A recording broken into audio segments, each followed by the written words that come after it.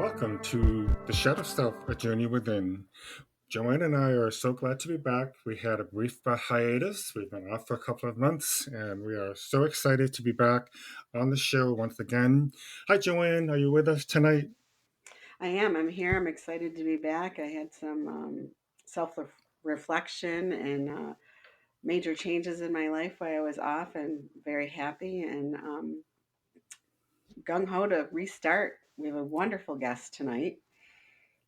Yep, same here. It's just nice to have some self care and kind of reflect and regroup and recenter. So, yes, we do. As you said, we have a very interesting guest with us tonight. Her name is Nancy Byrne. She has certifications in psychic development, spirit mediumship, medical intuition, Reiki Master teacher, and is an astrologer. She also is the author of the book Choices. Welcome, Nancy. Thank you. I am so happy to be on your show today. Well, thank you for being with us tonight. So, could you elaborate a little bit more about your background and some of your work or some of your trainings, so on and so forth, so the listeners know a little more about you? Well, I've always been in the helping professions. I majored in clinical psychology at UCD in Colorado, and worked at several.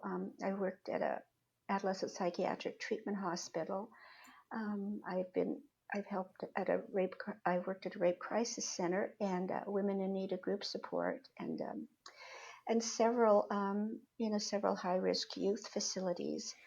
And I just feel that everybody can use a hand up sometimes, and lots of these people and victims of. Oh, I also worked for a major and victim services. Was a director of victim services for a major police department in Colorado, and so many of these people are impacted by things life throws at them or circumstances or their upbringing, and they just feel that life is hopeless and there's no way out. They have no help. And I just think it's nice for everyone to know that there is help.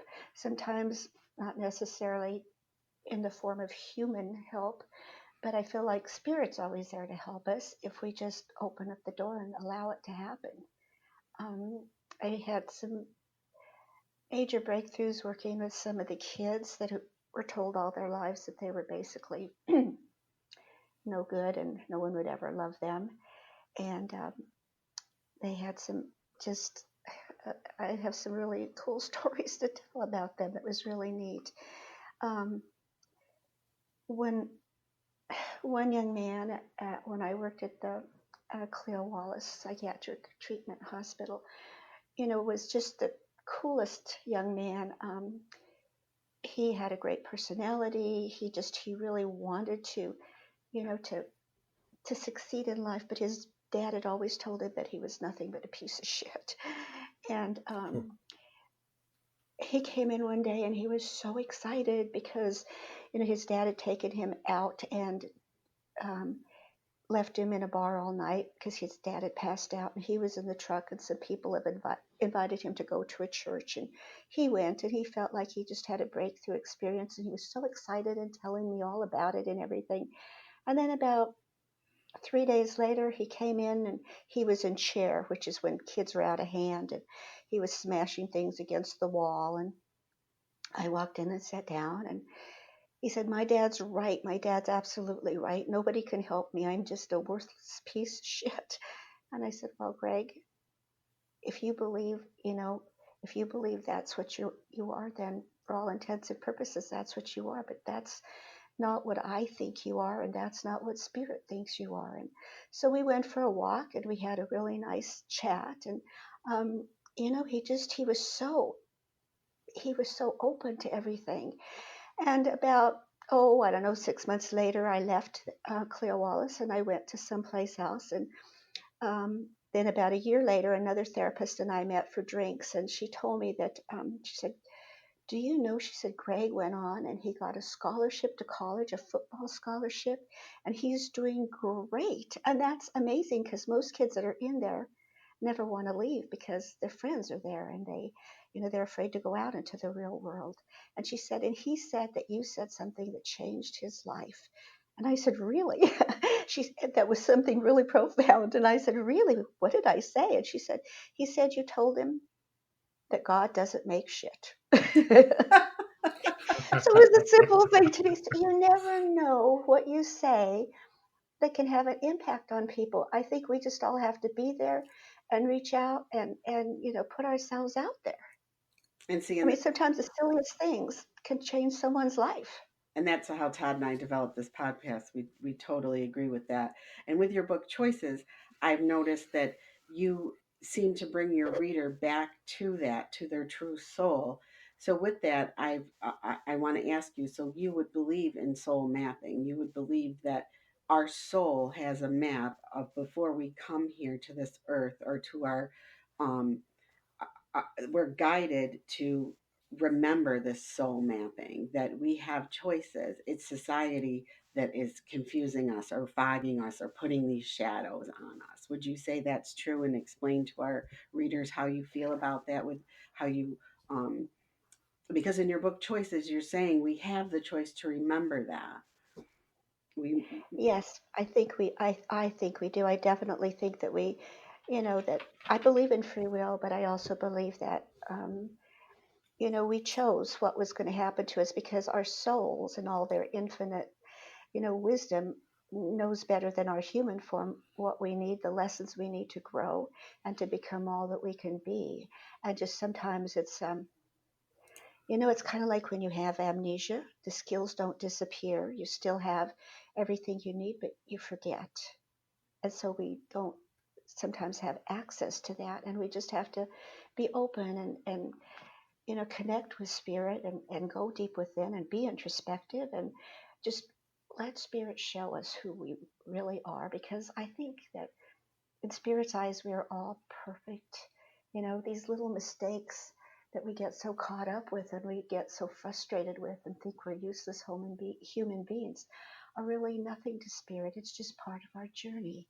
As long as you don't keep repeating them, over and over and over again, that's all that matters. Some of the hardest things I've gone through, Joanne and Todd, have been um, the greatest lessons they've changed my life. I mean, I've always been fearful my whole life of doing anything and not had a lot of confidence. And then plus I'm stubborn. So, the thing that I have feared the most, and I went ahead and took that leap of faith and did it anyway. It's changed. An example is moving to Whidbey Island. I was born and raised in Colorado, and of course I love the sun, and I loved everything about Colorado. And we had 4 acres, a little ranch, and the animals loved it there, and I was never going to leave. Then I wrote the book Choices, and I was seeing a massage therapist at the time, and she said, Nancy, my husband and I have a place on Whidbey Island, a vacation home. She said, why don't you and Phil come and stay with us a week, and I'll have a book signing for you. Oh my gosh, I was so excited. The bells in my head went off. A book signing.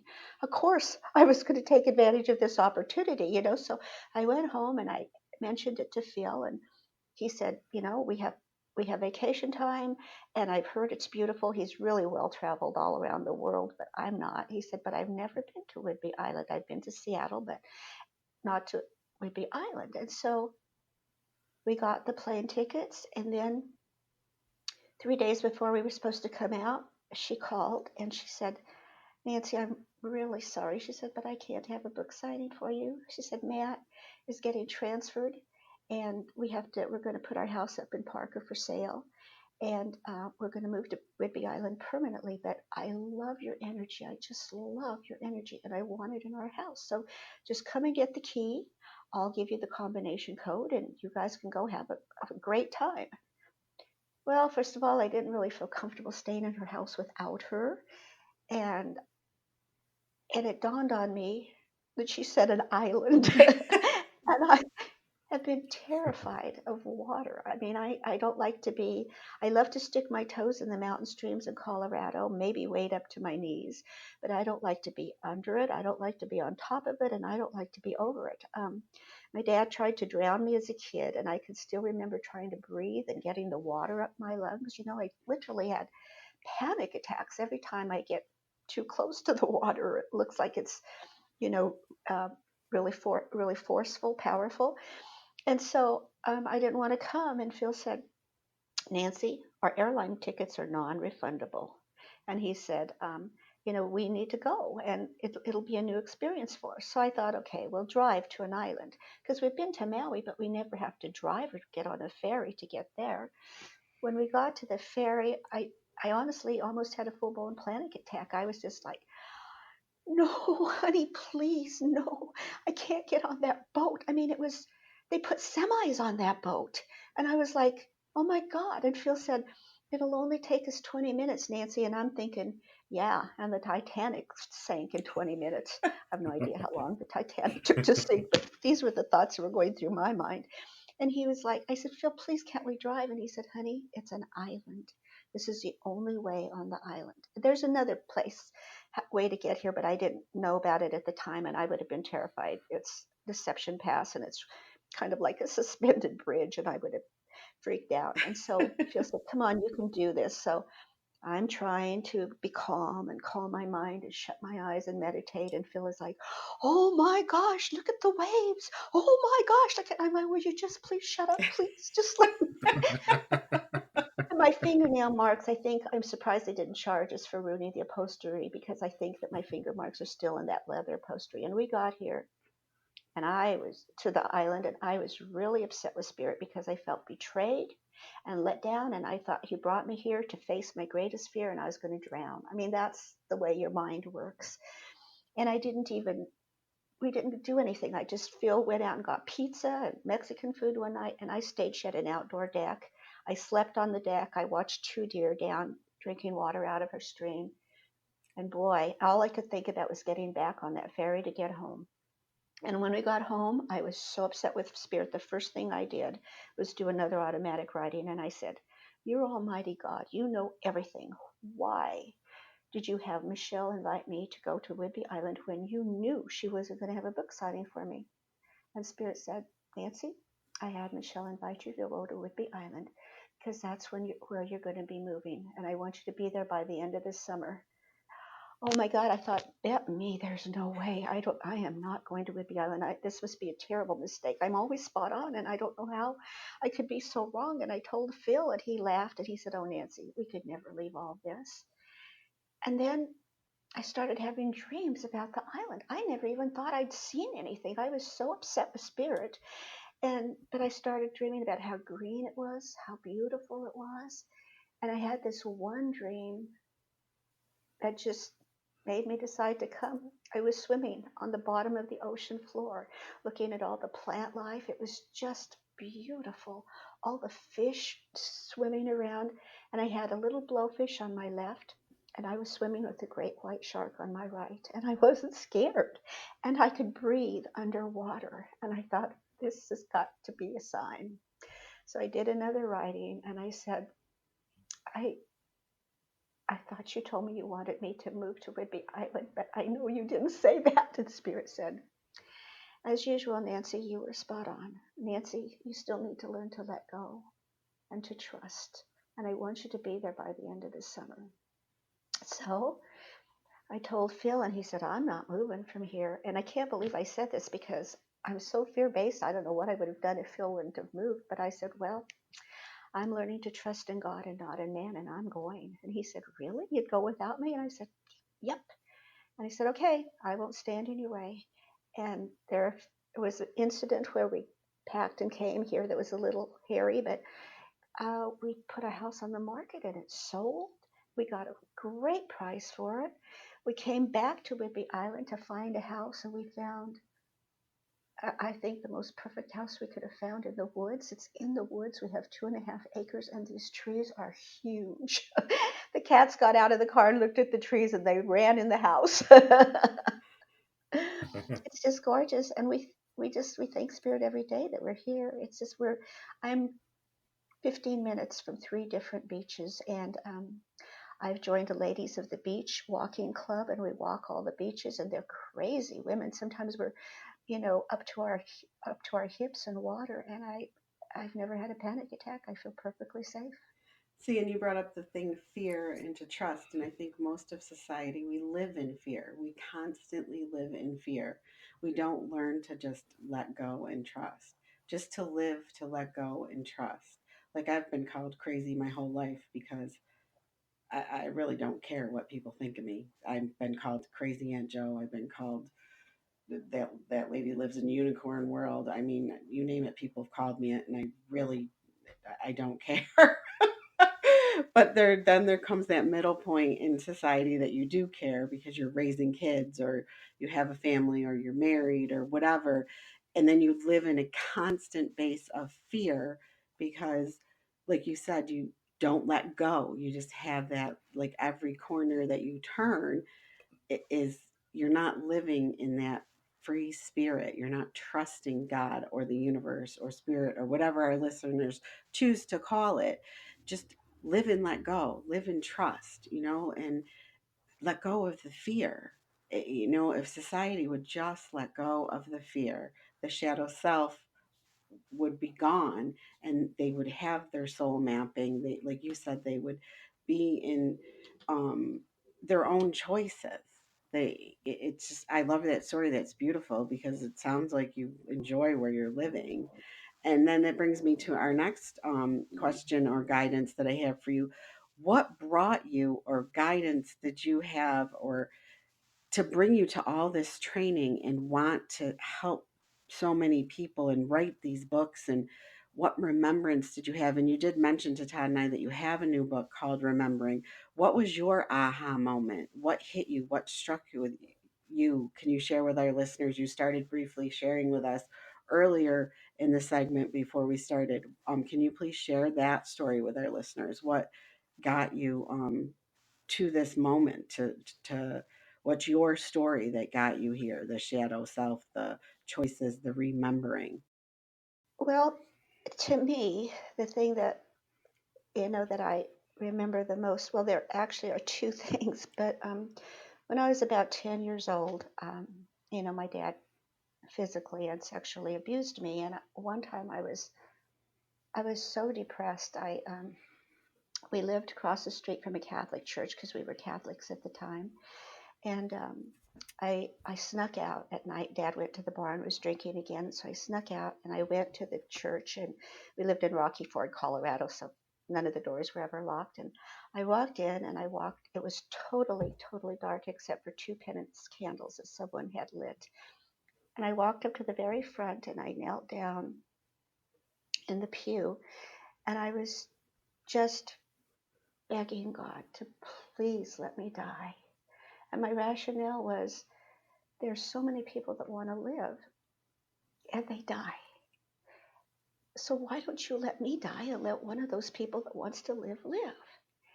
And it made perfect sense to me. And all of a sudden I felt a hand on my shoulder. And I thought, oh God, it's the priest. He's going to take me home and tell him, that I was here, and I'm going to get beat up for sneaking out of the house. And I turned around and there was no one there. And as a little kid, I literally knelt down on the pew and looked over to make sure someone wasn't hiding behind it, playing a joke on me. And I looked back at the altar. It was all lit up in this most, it's just a golden glow, but it was soft and it was warm, and I just felt engulfed in it. And I knew at that moment that somebody, some force greater than my mom or dad or any human being loved me. And I think that it really changed the course of my life. I've always felt if I could just have one best friend, I'm going with spirit, because that best friend is the greatest ally you could ever have. And we all have that best friend. Spirit has told me that he can't help one if it hurts another because we're all loved. Spirit thinks that we're all miracles. And, you know, sometimes we berate ourselves or we chastise ourselves for the craziest thing. It's not a big deal to spirit. Spirit loves us. So, anyway, it's not like my life changed dramatically or anything. The beatings continued. But I just had that knowing that, gosh, if spirit loves me, I mean, I just taken care of and protected. And I mean, I don't need people. Why not listen to the person or the one that has all the answers instead of to everybody else telling you how worthless you are. No one will ever love you. And it just, I think it just gave me, I don't know, the hope that you know, that I needed. And then later on in my life, I had been married, and my husband just decided that he wanted um, he wanted to find a younger woman and go off and ride his motorcycle into the sunset. And we got a divorce, and I was like, oh my god. I mean, I thought marriage was forever, and I finally had a family. And that was my whole, we have titles that we give ourselves: mother, father, sister, therapist, secretary, lawyer. And we just think those titles are our identity. That was my whole identity. And I didn't even know what I wanted, because you always do what your children want to do and what your husband wants you to do. I lost myself in the marriage. So I was at a really, really low time in my life. And we lived in the ranch in Colorado that I was telling you about. And it started, we had well, about 3 weeks before, there was a family that lived cat a corner to us. And they had two little girls, about 2.5 maybe, and 4. And anyhow, they were out. Their dad was putting a trampoline in for them, and he was cementing the posts in the ground, because we had sometimes severe winds in Colorado, and especially in the country. And sometimes we had tornadoes too. And the little girls were so happy. They were bringing their dad lemonade. Their mom had made a cake, and they were bringing all the poles and tools he needed, and it was just so cute to watch them. And I really was kind of sad, though, because I missed my family. And so well, my kids were grown at the time, and they were in school. So I just, about 3 weeks later, we had this spring storm, and the wind was howling, and it was lightning, and thunder was just, I mean, it was, you could see the lightning crashing, and the thunder was just cracking. It was really a harsh storm. And all of a sudden, there was this loud bang. And for some reason, I was upstairs, and I thought that our roof had caved down or something. And I went downstairs to our walkout basement and walked out the door, and there was a little girl's trampoline. It was just smattered. It was smashed to pieces against the back of our house. And I thought, oh my God, those poor little girls are going to be so sad. I mean, they were so excited about their trampoline. And I went back upstairs, and I was walking into the kitchen, and movement caught my eye, and I looked out the window, and there were those little girls out in a lightning storm. They both just had little tank tops on. The little one just had underpanties on, and the older one had at least shorts, but they weren't wearing shoes. And they were picking up these huge pieces of poles in a lightning storm. And I thought, oh my God, they're going to get killed. So I called the house right away to tell their mom, and there was no answer. So I thought maybe I was just nervous, and I redialed. There was no answer. So I jumped in my car, and I drove over there. And, being the adult, I went in, and I went out, and I said, what are you girls doing out here? Get in the house now, you know?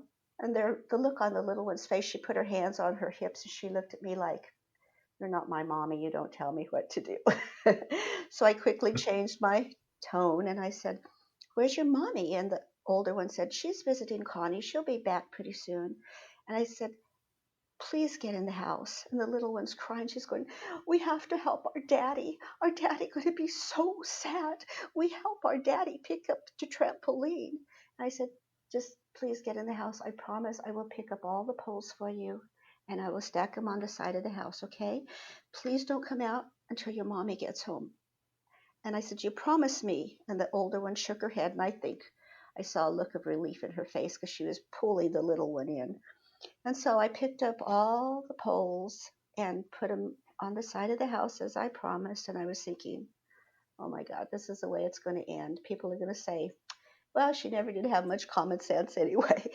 But and then I went home and I went and changed my clothes, and I was thinking, all I could think of was a can of chicken noodle soup, and it started hailing, and within just a matter of seconds, literally, we had about 3 to 6 inches of hailstorm stones on the back deck.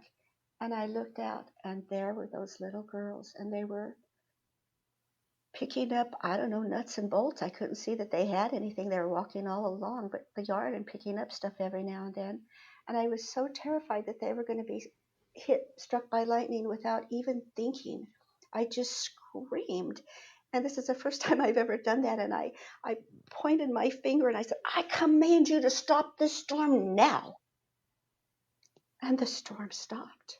And I'm thinking, Twilight Zone. This is just a coincidence. It'll start up in a minute, and it didn't. And then I thought, oh my God, who am I to command the hand of God? And Spirit said, Nancy, you are the hand of God. You all are the hands of God. I need you more than you need me. I am a spirit. No one can see me. No one can physically hear me. I can't reach out and wipe the tears from a child's eyes. But you in your human forms can do all of that. If I were to build an orphanage in the middle of the desert at night, it would be promptly torn down the next morning because people would think it was an evil spirit. But if one of you, human beings, goes out and builds an orphanage, it'll stand. I need you to go out and help each other, and I need you to serve your purposes. I need you more than you need me. And that just struck a chord in my heart. I realized just how important we are, and we're all connected to one another, to everyone. It doesn't matter the color of your skin, your sexual preferences, what religion you belong to. Nothing matters. We're all connected, and we're all connected to spirit. That's beautiful. And that's, I think, what we've lost with society today. People, we have so many lost souls out there wandering around, and people don't realize that what people have gone through, that the shadow side really, it just brings you to know what you're capable of. Like you started the interview with, what we have inside us is incredible, and to know that we are bigger than what we are, because no matter what you believe in, it has been said that what I can do, you can do too. What light I have, you have as well. So, as you know, and as Todd and I know, we feel that we all have that shadow side, and it's known as the shadow self or as the lost soul. But it teaches us that we can go beyond our limits. And as you have shared with this story and what your works your books, Remembering, and the choices, that we can go beyond our limits and we can be the greater good for all if we can just work together. And That we is can so do true. what I can do, you can do. And no matter what the belief system is, Gandhi, Jesus, Mother Mary, Buddha, Kuan Yin, Mother Teresa, Princess Diana, they all said it. What I can do, you can do too. And we just need all to work together, and we can go beyond our limitations. And I think that spirit gives all of us. It's not gifts aren't just given No, to an elite few. We exactly. all have them. Sometimes we have different gifts that we specialize in, but we're all connected, and I think that's so true. It's not, you know, I don't know that much about different religions. I studied a little bit, but I was born and raised in the Catholic Church, so that's basically what I know of, except now I'm in a different church. But I mean, Jesus didn't come and tout the miracles. He said, you know, that whatever he did, and we should be able to do whatever Mm-hmm. he did and more. And that we all had these gifts. If we just had the faith of a mustard seed. And I believe that's so true. Even nature shows us, um, examples of this. I think we're connected to nature and everything. I really do believe that we're all connected to help each other. And, they had there's a theory of the 100th monkey. And somebody taught Mhm. a monkey, some researchers taught a monkey how to break coconut so that it could eat the flesh of the coconut. And it was in China, or I don't know where it was. And then a year later, in a really far different part of the world, researchers were seeing a monkeys going around and breaking coconuts. And they they would never have accessed this monkey where the original monkey. And I think that when we accept our power and our gifts and we revel in them and we just are grateful for them, that we're allowing other people to open up their gifts and see what they can do. We give people that kind of permission. There was a poem by Marianne Williamson that I shared in Choices, and I really think it's true that you don't bring glory to yourself and you don't bring glory to spirit, the majesty, the greatness of spirit, by making yourself little, by hiding your light under a bushel. Sometimes somebody thinks that we're afraid somebody will be jealous of us, or if somebody doesn't seem to be as successful, then we don't want them to feel bad, so we minimize our accomplishments. No, we're supposed to be here and let our light shine so that people see what you can make of yourself and what, just if you just let go and trust what you can become. Because you can be, I honestly believe that we determine our own destiny and we can be anything we want to be, anything. We're that miracle that we're always looking for. We're that magic pill that lives within inside of us. We're the GPS system. We have everything we need to guide us and, help us to overcome obstacles and maneuver around, roadblocks that are put in our way if we just let go and trust and know that we are loved. And you know what? The Spirit loves you. Really. I mean, we want to help other people and we need to be in the world to be able to help others, but don't listen to people when they cut you down. And advice is free. Everyone has advice. Like I always joke to my husband, here, take my advice. I'm not using it. You know, if you listen to somebody else's advice and it's not good advice and you fail, you are the only one that's going to suffer the consequences, not them. They walk away scot free. By the same token, if you follow somebody's advice and the advice is right on, you're going to, get the benefits of the reward. But it's your life. Only you know everything about you. You know your darkest side, you know your brightest side, you know every experience you've ever been in. Even as a therapist, they can't know everything about you. They know what you tell them. And so you have a force somewhere out there that, I mean, I think it's part of you actually, and it's in your soul, but that knows everything. What's going on in China, what's going on in Indonesia, what route is best for you to take. Trust that inner guidance. Trust it because it's there to help you. And sometimes we can't trust our own minds, the chatter of our own minds. We can't trust, societal norms, our upbringing. We were all born, um, you know, with certain things. We were born in a certain religion or not in a religion. We were born in a certain race. We're a certain gender. We live in a certain country, and there we have certain values and certain sexual preferences, and we spend the rest of our lives, our whole lives, defending these values that aren't even ours, and we never take the time to figure out who am I really? What do I like? What do I want? Lots of people spend their lives working the same job that their family has or that their parents worked in because, well, that's just the way things are done. We don't like to take risks. We like to be in our comfort zone, and So that's the true. worst thing we And can do. I'm gonna say the Marianne Williamson quote, and then we'll have Todd do the uh, your credentialing. And the Marianne Williamson quote is, because I really think it fits deeply with this. Our deepest fear is that we are powerful beyond measure, It is our light, not our darkness, that most frightens us. Your playing small does not serve the world. There is nothing enlightening about shrinking so that other people won't feel insecure around you. So I think that's exactly what fits into what you were saying. Find out who you truly are and shine your light. Yes. Don't play small. You know what, Joanne? All through the centuries, we have been given basically the same message. It's the same message.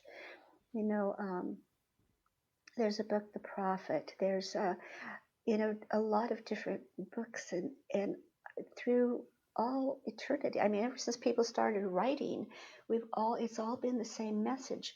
When I wrote Choices, I got to go to the I Can Do It conference in Colorado, and so I got to go in and listen to all the conferences free for the speakers. And not Marion Williamson, Sonia Choquette,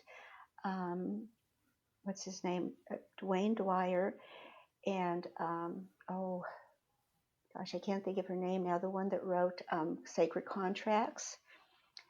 And also Anita Marjorani. They all were giving the exact same message, tailored to their personality. We all have our own spice or our own flavor to add to things, but it was the same message. And Phil was saying, they plagiarized your book, they plagiarized your book. But it's because Spirit wants this message to get through so badly that he delivers it to a lot of different people in case someone doesn't want to deliver it or doesn't follow through. And it's all the same message. We are worthy. We're all we need. We're amazing. We're Exactly. miracles. And we read books, and we go to training classes, and I think it's all good because you need to expose yourself to as much of that as possible. But the answers lie within us. Very true. Very well said, Nancy. I've been sitting here shaking my head listening to your story, and it's just like, it's amazing how we can just make ourselves shrink because of what society says we should do, or how we should act, or how we should be. And we do have the power within us. It's the intention, of positive, the positivity of power within ourselves. And I totally, thoroughly enjoyed listening to Talking Nancy. So thank you for sharing all of that. I think the listeners are going to be, in awe with some of what you shared with us tonight. At this point, could you share with the listeners how they might get a hold of you through website, email, phone number, anything like that? How can they get a hold of you? Well, my website is Nancy at Choices, of course, because I'm all about choices. It's a dash. People put a hyphen in there, but it's just a dash. nlb.com. Again, Nancy at choices-nlb.com. And there's, everything. I put, I can't put all of the radio shows I'm on, but I put a few on there so that listeners could listen to it. And I made a few videos, and it just tells you the services I provide. And I'm also going to start a question and answer page. I remember that my mom used to talk about a Dear Abby or something, and you'd write in the newspaper, and she'd answer your questions, and she was very profound. And I thought, I would like to do that, and not charge anybody anything, because some people don't have resources to, make other sources available to them. And so if someone just had a computer and could get on it, they can write a question, and then like every 2 weeks, I will answer one or two questions. And maybe, I don't know, it'd just be something I thought might be able to help Yeah, that's a people. good idea. Really nice Yeah, I idea. think that's a great idea. People just need a little guidance, and they need a little help, from someone who, has got the professional background and who's been through it themselves. There's nothing more satisfying to talk to someone else who's actually been through it. Because we all think that we're the only one that experienced, the trauma, or those kinds of experiences in our lives. And So I just want to say something real quick, because so many people have told me that, oh my God, they didn't, they don't have degrees. They don't, they are not educated. They could never write a book. Or it doesn't matter. You don't have to have a degree. You don't have to have taken, all these courses or graduated from anything. If you just listen to spirit, you will be able to fulfill your purpose, and you will be given everything. If you have a dream, you've been given everything that you need to accomplish that dream, everything. So don't sell yourself short, because it doesn't matter. I mean, an education is really nice, but all you need is spirit. Very good. That was going to be my next question, was what advice would you give to the listeners? And you just did. And that's excellent advice, So thank you for sharing that. So I think this is all the time we have for tonight. Nancy, thank you so much for being with us this evening. You have given us some great tips and great stories to share with the listeners. And thank you again for joining us. We really appreciate it. Oh, thank you so much for having me on your show. I was really looking forward to this. Thank you so much. Well, we were too. Thank you so much. So that's a wrap. And everyone, until next time, Thank you so have a much. good evening. Enjoy. Thank you. Bye. Bye.